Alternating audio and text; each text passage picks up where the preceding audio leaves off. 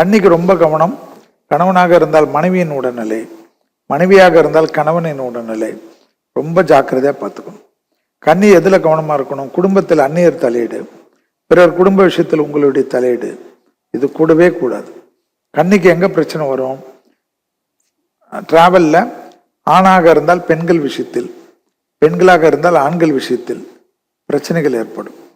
குடும்பத்தில் கணவனாக இருந்தால் மனைவியிடம் வெள்ளை கொடி காட்டாமல் வெள்ளை பெட்ஷீட்டை சுற்றி கொள்வது, மனைவியாக இருந்தால் கணவனிடம் வெள்ளை கொடி காட்டாமல் வெள்ளை பெட்ஷீட்டை சுற்றி எஸ் என் மேலே தான் தப்புன்னு இப்படி உணரக்கூடிய கன்னியாராசிக்காரர்கள் அற்புதமாக இருப்பார்கள்.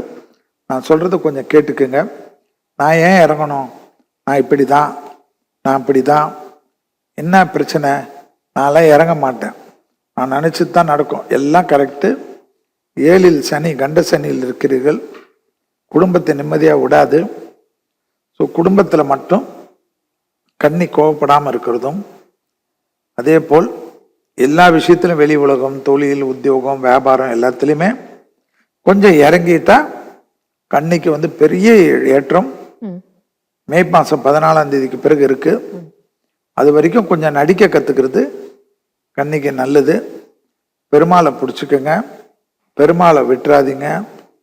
அதே போல் வளர்ப்பு பிராணிகள் வளர்க்கக்கூடியதில் கன்னி வரும். அதே போல் கன்னிக்கு ரொம்ப பலம் வேற்றுமொழி மனிதர்கள், கடல் கடந்த உத்தியோகம், தொழில், வியாபாரம், படிப்பு சம்பந்தப்பட்ட ஞான மார்க்கங்கள், தெய்வ பலன்கள், தெய்வ காரியத்தில் போய் தெய்வங்களை வழிபாடு செய்வது எல்லாமே யோகத்தையும் சந்தோஷத்தையும் அனுகூலத்தையும் ஏற்படுத்தி தரும். 60 வருட நம்பிக்கை. Anand banians and briefs.